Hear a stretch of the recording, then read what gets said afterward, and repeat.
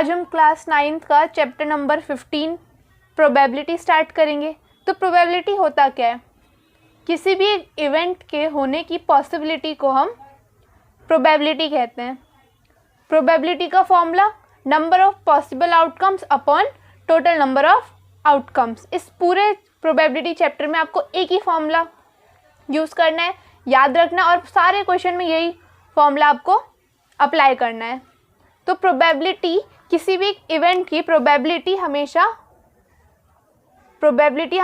0 से 1 के बीच में रहती है। प्रोबेबिलिटी हमेशा 0 से 1 के बीच में रहती है।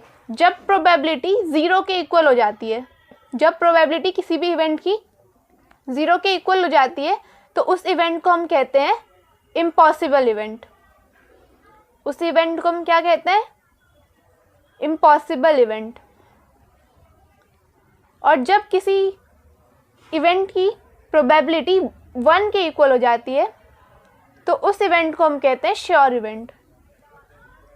उस इवेंट को हम कहते हैं श्योर इवेंट। ये सब आपके 1 मार्क्स में आ सकते हैं, तो ये सब आपको याद रखने होंगे कि जब प्रोबेबिलिटी 0 हो जाती है तो वो एक इम्पॉसिबल इवेंट होता है, और 1 होती है तो वो एक श्योर इवेंट होता है। कभी कभी 1 मार्क्स में प्रोबेबिलिटी की जो फॉर्मूला होता है वो भी आ सकता है, number of possible outcomes upon total number of outcomes. Possible outcomes की जगह कभी कभी नंबर ऑफ फेवरेबल आउटकम्स भी लिखते हैं, तो दोनों सेम बातें हैं। आपको बस याद रखना है कि प्रोबेबिलिटी का मेन फॉर्मूला क्या होता है और सारे क्वेश्चंस में अप्लाई करना है। सारे क्वेश्चन में फॉर्मूला तो आपको लिखना ही है। सॉल्व करते टाइम सबसे पहले आपको फॉर्मूला हर क्वेश्चन में लिखना होगा। तो एक्सरसाइज 15.1 का फर्स्ट क्वेश्चन जैसा कि आप देख सकते हैं, in a cricket match a batswoman hits a boundary 6 times out of 30 balls she plays, find the probability that she did not hit a boundary. तो इसमें बोला है कि एक क्रिकेट मैच है जिसमें एक बैट्सवुमन ने 6 बाउंड्रीज हिट करी आउट ऑफ 30 balls। 30 balls में से 6 बाउंड्रीज उसने हिट करी। तो जो क्रिकेट के फैंस होंगे वो तो ऐसे ही समझ रहे होंगे। तो इसमें हमें प्रोबेबिलिटी निकालनी है कि कितनी बॉल्स उसने हिट नहीं करी, बाउंड्री हिट नहीं करी उसने कितनी बॉल्स पे। तो पहले तो जितनी उसने हिट करी है वो लिख लेते हैं हम। Number of times she hits boundary, कितने टाइम्स उसने बाउंड्री हिट्स की? उसने 6 टाइम्स की, तो इक्वल टू 6। और टोटल नंबर ऑफ बॉल्स कितनी खेली उसने? Total number of balls equals 30 balls में से उसने 6 बॉल्स पे उसने बाउंड्री हिट करी।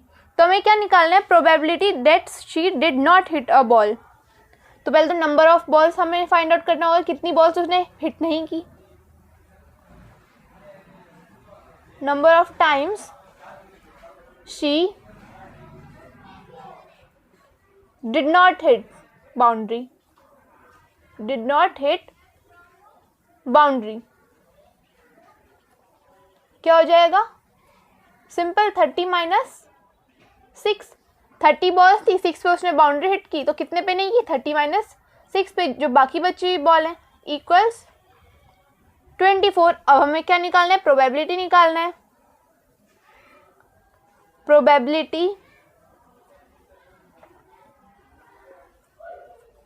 Probability that she did not hit boundary. मैं यहाँ पे फॉर्मूला नहीं लिख रही हूँ, आपको हर क्वेश्चन में फॉर्मूला लिखना कंपलसरी है। इक्वल्स क्या होता है formula? Number of possible outcomes upon total number of outcomes. तो पॉसिबल आउटकम्स यानी नंबर ऑफ टाइम्स, कितने टाइम्स उसने बाउंड्री हिट नहीं करी? 24 टाइम्स। तो पॉसिबल आउटकम्स हो गए 24 upon total number of outcomes यानी टोटल नंबर ऑफ बॉल्स क्या है यहाँ पे? 30 है, तो अपॉन 30। अब इसको कैंसिल कर देंगे, किससे कैंसिल हो रही है? 3 3 से भी कैंसिल हो रहा है ये, और 6 से भी कैंसिल हो रहा है। 6 से कैंसिल करेंगे तो क्या आ जाएगा, 4/5। यही हो गई probability that she did not hit bound. तो यही हो गया क्वेश्चन नंबर फर्स्ट का आंसर। तो अब क्वेश्चन नंबर 2 में 1500 families with 2 children were selected randomly and the following data were recorded। एक आपको टेबल दी गई है, number of girls 210, number of families 475, 814 and 211। तो इसमें बताया गया कि कितनी फैमिलीज में 2 गर्ल्स हैं, 1 गर्ल्स है और गर्ल है ही नहीं। Compute the probability of a family chosen at random having first part 2 girls, second part 1 girl, third part no girl. Also check whether the sum of these probabilities is 1। तो इसमें क्या बोला है कि इस 3 पार्ट्स हैं, तीनों में हमें बताना है कि प्रोबेबिलिटी क्या है किसी फैमिली में 2 गर्ल्स होने की, 1 गर्ल होने की और नो गर्ल होने की, यानी 0 गर्ल्स होने की। तो पहले तो total number of families find out कर लेते हैं, क्योंकि हमें पता है कि फॉर्मूले में टोटल नंबर ऑफ आउटकम्स भी चाहिए। तो इसमें पहले हम total number of families find out कर लेते हैं। तो total number of families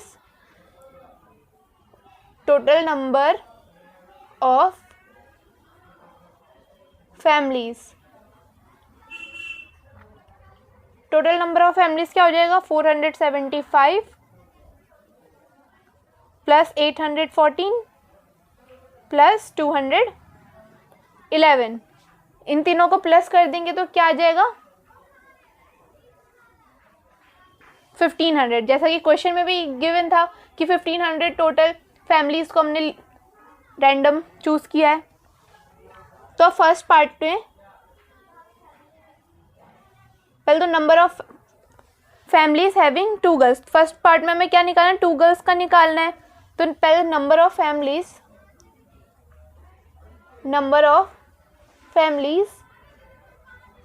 having 2 girls,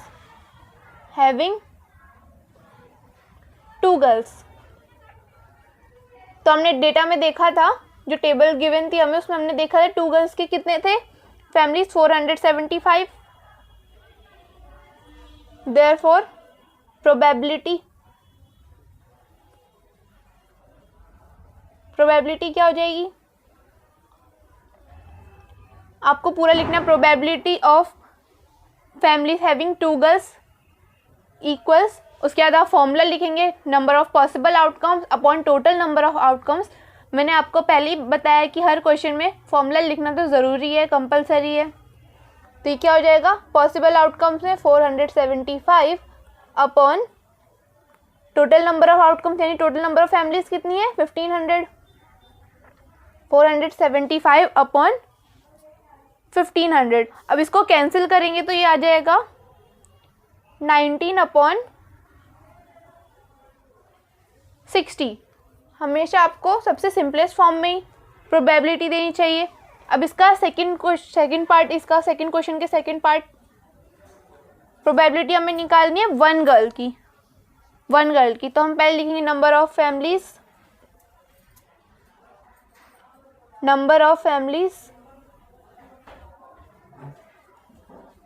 having 1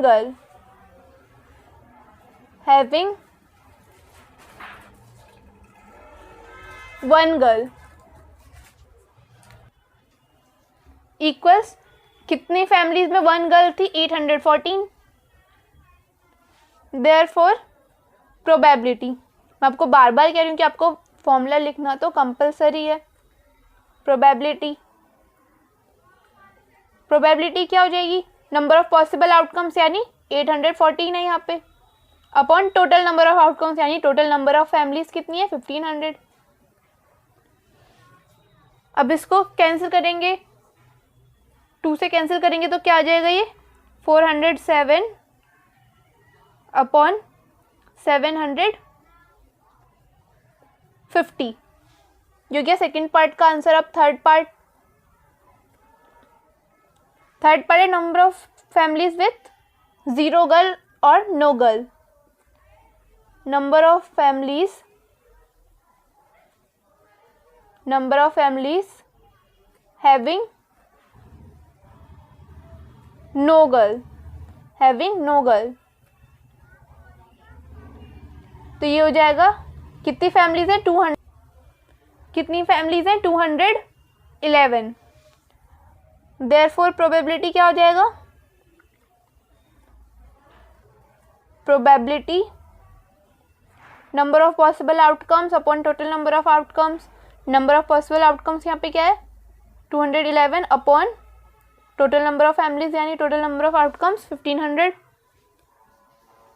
ये हो गया थर्ड पार्ट का आंसर। अब क्या बोला है क्वेश्चन में कि ये थर्ड पार्ट का आंसर हो गया, तो अब हमें क्वेश्चन में बोला है कि also check whether the sum of this probabilities is 1। इन सब जो प्रोबेबिलिटीज हमने निकाली इन सब का सम 1 के इक्वल है, ये हमें शो करना है। तो सारी प्रोबेबिलिटीज को हम पहले कुछ लेट कर लेते हैं प्रोबेबिलिटीज को। तो इस प्रोबेबिलिटी को हम P1 लेट कर लेते हैं, P1, इसे P2 लेट कर लेते हैं, इसे P3 लेट कर लेते हैं। अब हमें इन तीनों प्रोबेबिलिटीज का सम फाइंड आउट करना है टोटल। तो इसको हमने P3 लेट कर लिया, तो इसको हमने P3 लेट कर लिया। अब हमें इन तीनों प्रोबेबिलिटीज का सम फाइंड आउट करना है। तो हम इसकी जो ओरिजिनल प्रोबेबिलिटी आई थी जैसे 475 अपॉन 1500, 814 अपॉन 1500, 211 अपॉन 1500, यही तीनों कंसिडर कर लेते हैं। इनका जो सिंपलेस्ट फॉर्म आया था उसको कंसिडर नहीं कर रहे हो क्योंकि इसमें हमें ऑलरेडी जो डिनोमिनेटर है वो सेम है। तो P1 plus P2 plus P3 हमें फाइंड आउट करना है। तीनों को ऐड कर देंगे, 475 upon 1500 plus 814 upon 1500 plus 211 upon 1500। इन तीनों को ऐड कर देंगे, एलसीएम तो यहाँ पे 1500 ही है, ऊपर तीनों का ऐड कर देंगे न्यूमरेटर में, तो ये भी 1500 आ जाएगा इक्वल टू 1। यही हमें शो करके दिखाना था कि इन सब प्रोबेबिलिटीज का सम जो है वो 1 है। यही हो गया क्वेश्चन नंबर 2 का आंसर।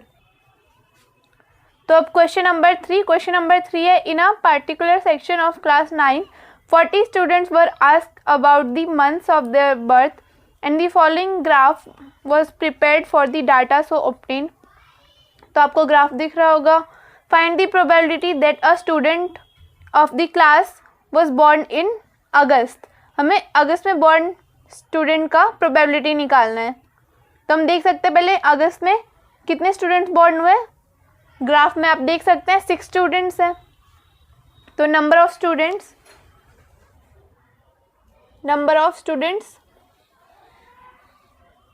ये जाएगा number of students born in August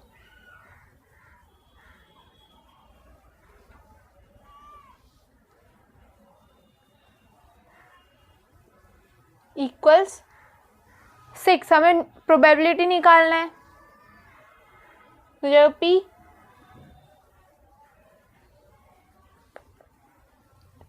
probability क्या हो जाएगा इसका, टोटल नंबर ऑफ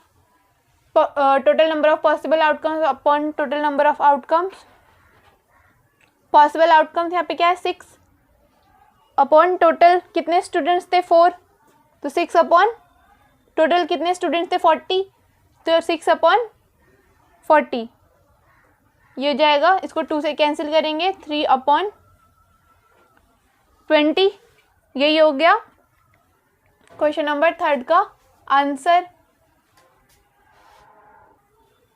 तब क्वेश्चन नंबर 4 है 3 coins are tossed simultaneously 200 times with the following frequencies of different outcomes। तो आपको यहाँ पे एक टेबल दिख रही होगी।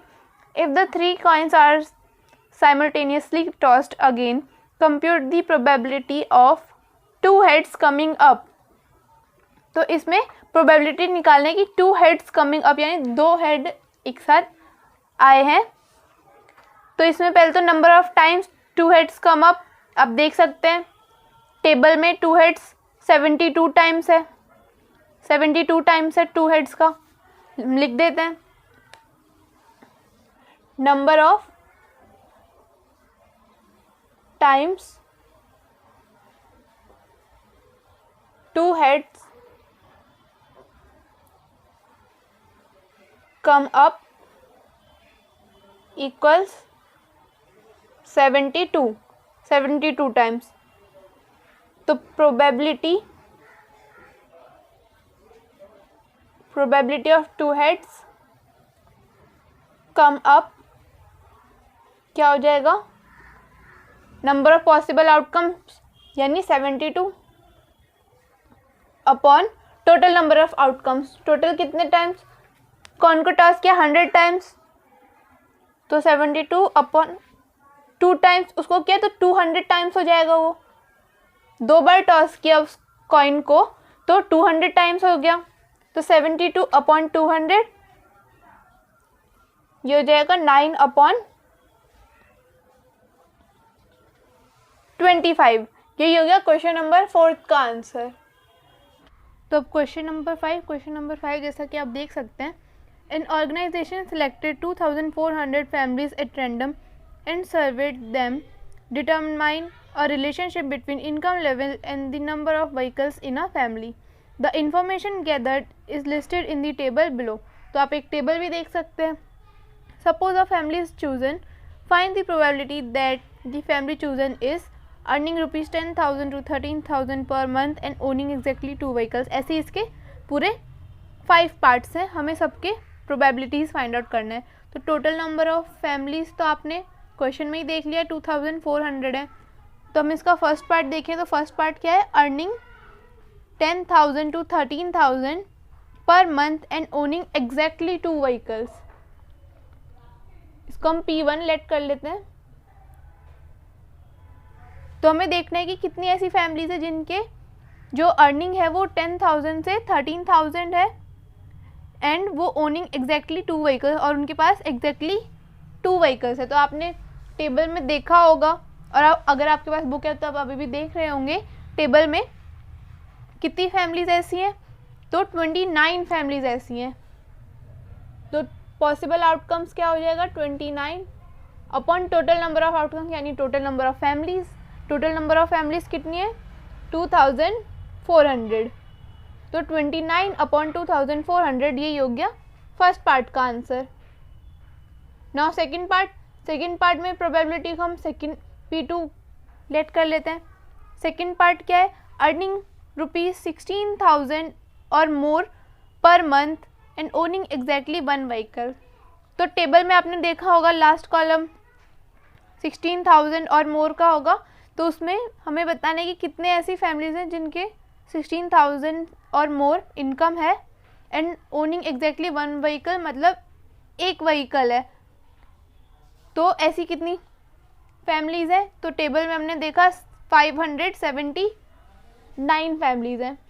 579 तो पॉसिबल आउटकम्स वही हो गए upon total number of families 2400. तो 579 अपॉन 2400 यही हो गया सेकेंड पार्ट का आंसर. अब इसका थर्ड पार्ट का क्वेश्चन है कि अर्निंग लेस देन रुपीज 7,000 पर month and owning does not own any vehicle. तो जिनकी अर्निंग 7,000 से कम है और एक भी व्हीकल नहीं है. तो ऐसी कितनी फैमिलीज हैं, ऐसी 10 फैमिलीज हैं. इसको हम अगर P3 लेट कर ले तो 10 फैमिलीज हैं ऐसी टोटल. तो 10 upon total number of families 2400. तो ये प्रोबेबिलिटी क्या हो जाएगी 1 अपॉन 240. यही हो गया थर्ड पार्ट का आंसर. अब फोर्थ पार्ट का क्वेश्चन है अर्निंग रुपीज 13,000 to 16,000 पर month and owning more than 2 vehicles. Earning 13,000 से 16,000 है और owning more than 2 vehicles, 2 vehicles से ज़्यादा. तो ऐसी कितनी फैमिलीज हैं, ऐसी 25 फैमिलीज हैं. तो P4 हो गया हमारे पास 25 upon total number of families 2400. इसको कैंसिल करेंगे तो ये आ जाएगा 1 अपॉन 96. अब फिफ्थ फिफ्थ पार्ट का क्वेश्चन क्या है, owning not more than one vehicles, ऐसी कितनी फैमिलीज हैं जिनमें एक व्हीकल से ज़्यादा नहीं है। ओनिंग नॉट मोर देन मतलब एक हो सकता है और एक से कम यानी एक भी नहीं। तो ऐसी कितनी फैमिलीज है, हमने टेबल में देखा ज़ीरो व्हीकल्स वाली कितनी फैमिलीज थी, तो वो सब ऐड करना है हमें। उसके बाद फिर वन व्हीकल वाली कितनी फैमिलीज हैं वो सब हमें ऐड करके नंबर ऑफ पॉसिबल आउटकम्स हमारे हो जाएंगे सबको ऐड करके। तो अगर इन सबको ऐड कर देंगे तो ये तो P5 हमारा total number of possible outcomes क्या हो जाएंगे 2062 upon total number of families 2400। इसको कैंसिल करेंगे 2 से तो ये आ जाएगा 1031 अपॉन 1200। ये हो गया प्रोबेबिलिटी, किसकी, probability of families owning not more than one vehicle. Not more than मतलब एक हो सकता है या एक भी नहीं हो सकता, लेकिन एक से ज़्यादा नहीं होने चाहिए। तो ये हो गया क्वेश्चन नंबर 5 का सारे सॉल्यूशंस। तो क्वेश्चन नंबर 6 है, a teacher wanted to analyse the performance of 2 sections of students in a mathematics test of 100 marks. Looking at their performances, she found that a few students got under 20 marks and few got 70 marks or above. So she decided to group them into intervals of varying sizes as follows: 0 to 20, 20 to 30 and so on, 60 to 70, 70 to 100. Then she formed the following table. Table भी आप देख सकते हैं अपने screen पर। तो first part है find the probability that a student obtain less than 20% in mathematics test and second part find the probability that a student obtained 60 marks और अबव। तो इसमें प्रोबेबिलिटी निकालनी है हमें पहले तो कि जिनके 20% से कम है और जिनके 60 और उससे ज़्यादा मार्क्स हैं। तो टोटल स्टूडेंट्स हमें काउंट करना है, आप टेबल में देख सकते हैं टोटल स्टूडेंट्स 90 स्टूडेंट्स हैं टोटल। तो क्वेश्चन नंबर 6 का फर्स्ट पार्ट में हमें प्रोबेबिलिटी फाइंड आउट करनी है that a student obtain less than 20% marks, 20% marks से कम। तो हमने टेबल में देखा कितने ऐसे स्टूडेंट्स थे जिनके 20 से कम मार्क्स हैं, तो 7 स्टूडेंट्स थे, ऐसे 7 स्टूडेंट्स हैं। तो अगर हम इसको P1 लेट कर लें तो नंबर ऑफ पॉसिबल आउटकम्स क्या हो जाएगा 7 upon total number of outcomes यानी टोटल नंबर ऑफ स्टूडेंट्स कितने यहाँ पे 90 है।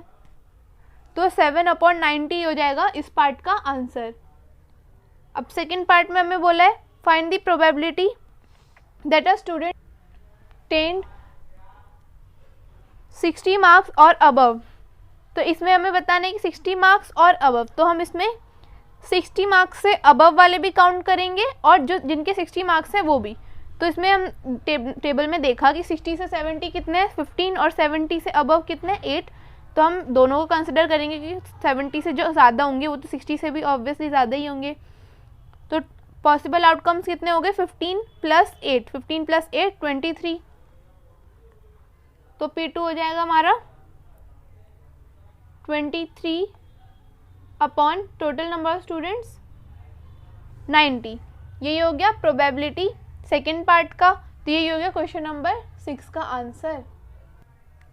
अब क्वेश्चन नंबर 7 है to know the opinion of the students about the subject statistics, a survey of 200 students was conducted.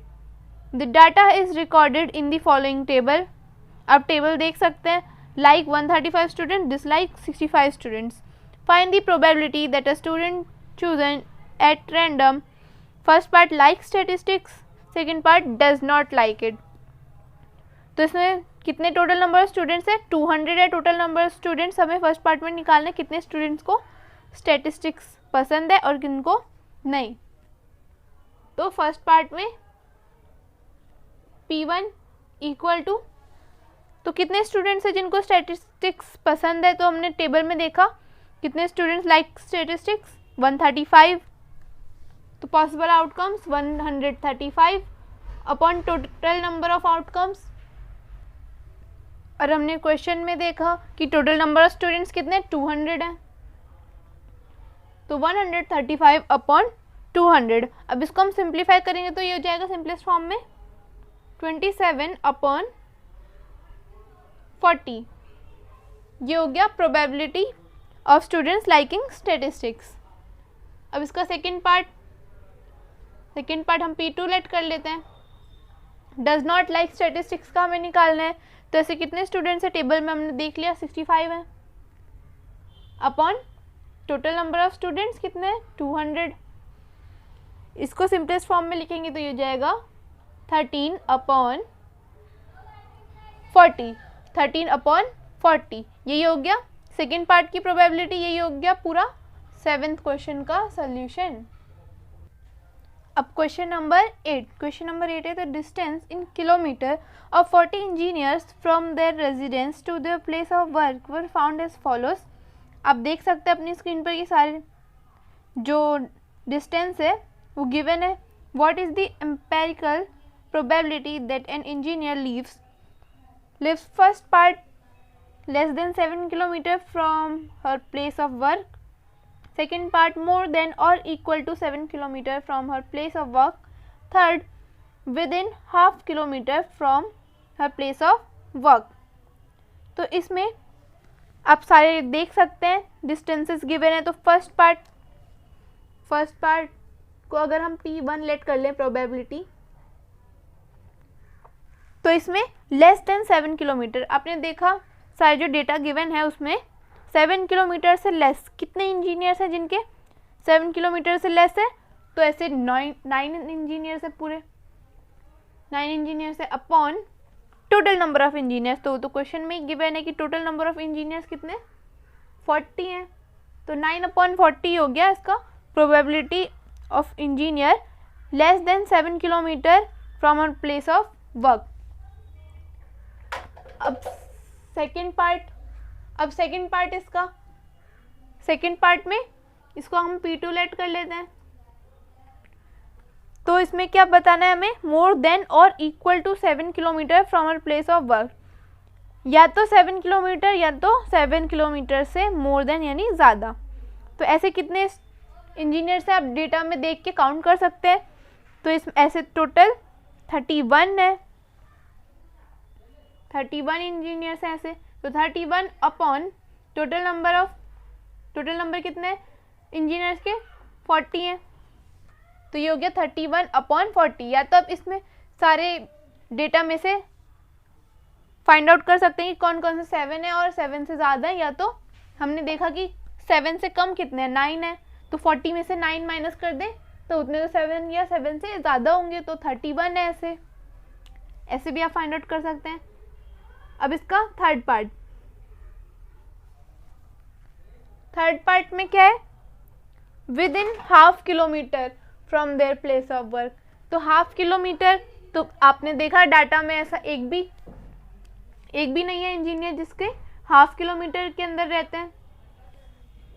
तो पॉसिबल आउटकम्स क्या हो गए यहाँ पे 0 upon total number of engineers 40 equal to 0। तो P3 आ गया हमारा 0। इससे हमें क्या हो रहा है कि जो P3 है वो एक इम्पॉसिबल इवेंट है। मैंने आपको बताया था कि जिसकी इवेंट की प्रोबेबिलिटी 0 होती है वो एक इम्पॉसिबल इवेंट होता है। तो ये हो गया क्वेश्चन नंबर 8 का आंसर। अब क्वेश्चन नंबर 11, आप सोच रहे होंगे क्वेश्चन नंबर 9 और 10 कहाँ गए।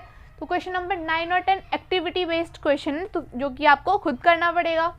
तो question number 11 bags of wheat flour each marked 5 kg actually contain the following weights of flour। अब weights देख सकते हैं 4.97, 5.05, 5.08, 5.03, 5.00, 5.06, 5.08, 4.98, 5.04, 5.07 and 5.00। Find the probability that any of these bags chosen at random contains more than 5 kg of flour। तो total number of bags कितने हैं, question में given है कि टोटल नंबर ऑफ बैग्स हैं 11। टोटल नंबर ऑफ बैग्स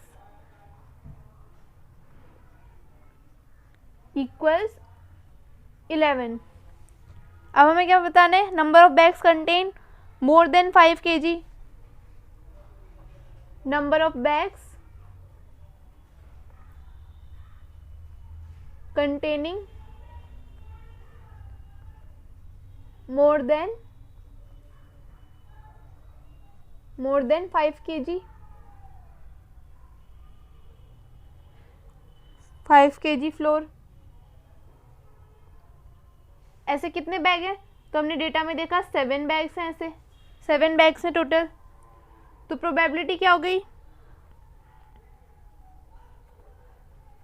तो इसमें probability हो गई हमारी, नंबर ऑफ पॉसिबल आउटकम्स कितने हैं यहाँ पे 7 है, तो 7 upon total number of bags 11, तो प्रोबेबिलिटी हो गई हमारी 7 अपॉन 11। यही हो गया क्वेश्चन नंबर 11 का आंसर। अब क्वेश्चन नंबर 12, क्वेश्चन नंबर 12 में पहले आप एक टेबल देख सकते हैं। The above frequency distribution table represents the concentration of sulfur dioxide in the air in parts per million of the certain city of 30 days.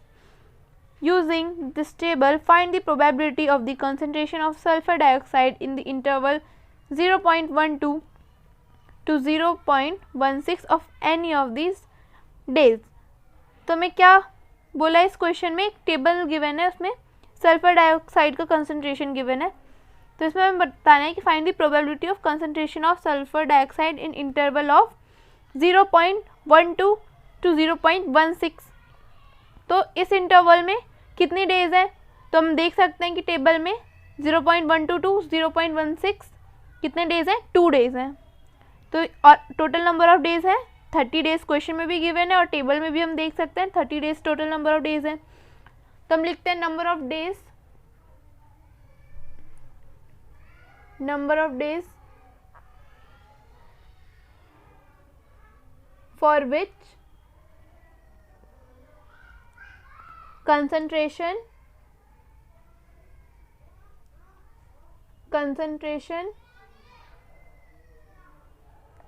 is 0.12 to 0.16 equals कितने days थे, 2 days थे, 2 डेज थे। और total number of days क्या है, total number of days equals 30 days है total. तो probability क्या हो गई हमारे पास, number of possible outcomes upon total number of outcomes. Possible outcomes क्या है यहाँ पे 2 upon total number of days 30, इसको सिंपलेस्ट फॉर्म में करेंगे तो ये हो जाएगा 1/15। यही हो गया probability of number of days for which the concentration of sulfur dioxide was in interval 0.12 to 0.16। यही होगा क्वेश्चन नंबर 12 का आंसर। अब क्वेश्चन नंबर 13 जो कि इस एक्सरसाइज और ऑब्वियसली इस चैप्टर का भी लास्ट क्वेश्चन है। तो इसमें आप एक टेबल देख सकते हैं। The above frequency distribution table represents the blood groups of 30 students of a class. Use this table to determine the probability that a student of this class selected at random has blood group AB। तो table में आप देख सकते हैं blood group ए के, B के, A B and ओ के कितने कितने स्टूडेंट्स हैं एक क्लास में।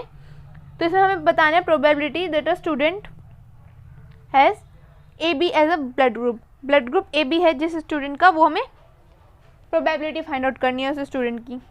तो नंबर ऑफ स्टूडेंट्स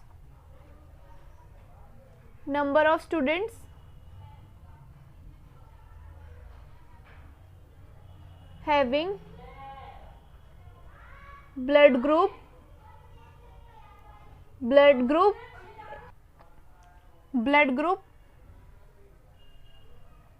AB, ऐसे कितने स्टूडेंट जिनका ब्लड ग्रुप AB है। तो टेबल में हमने देखा ऐसे 3 स्टूडेंट्स है टोटल। और टोटल नंबर ऑफ स्टूडेंट्स कितने हैं, total number of students question में भी गिवन है और हमने टेबल में भी देखा कि टोटल नंबर स्टूडेंट्स है 30।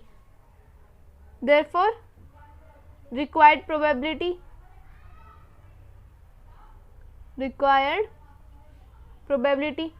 मैंने आपको पहले ही बताया था कि हर क्वेश्चन में आपको फॉर्मूला लिखना ज़रूरी है, तो सारे क्वेश्चन में आप फॉर्मूला ज़रूर लिख लीजिएगा। प्रोबेबिलिटी क्या हो गई, number of possible outcomes total number of outcomes कितने, 3/30। इसको सिंपलेस्ट फॉर्म में करेंगे, ये हो जाएगा 1/10। तो ये हो गया probability of students having blood group AB। तो ये हो गया क्वेश्चन नंबर 13 का आंसर। इसी के साथ आपकी एक्सरसाइज 15.1 एंड चैप्टर 15 भी कंप्लीट होते हैं। अब कुछ एक्स्ट्रा आप जान लीजिए इस प्रोबेबिलिटी चैप्टर के बारे में। बाकी चीज़ें तो मैंने आपके स्टार्टिंग में ही बता दी थी। PE + PE बार = 1। इसका मतलब क्या है, किसी भी एक इवेंट के होने की प्लस उसी इवेंट के ना होने की प्रोबेबिलिटी का जो सम होता है वो किसके इक्वल होता है, 1 के इक्वल होता है। PE किसको रिप्रेजेंट करे, किसी इवेंट के होने की प्रोबेबिलिटी, और PE बार उसी इवेंट के ना होने की प्रोबेबिलिटी। जैसे क्वेश्चन में अगर आपको बोल दे कि एक इवेंट है, उसके होने की प्रोबेबिलिटी है 2/5 और आपसे पूछे कि उस इवेंट के ना होने की प्रोबेबिलिटी क्या है, तो सिंपल आप 1 माइनस के PE बार यानी उस इवेंट के ना होने की प्रोबेबिलिटी आप फाइंड आउट कर सकते हो। तो ये हो जाएगा 5 - 2/5। तो यहाँ से आप बता सकते हो कि उस इवेंट के ना होने की प्रोबेबिलिटी हो जाएगी 3/5।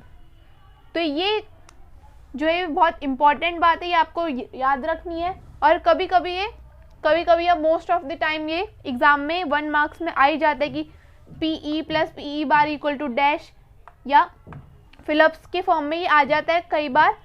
तो ये आप अपनी नोटबुक में लिख लीजिए, नोट डाल के।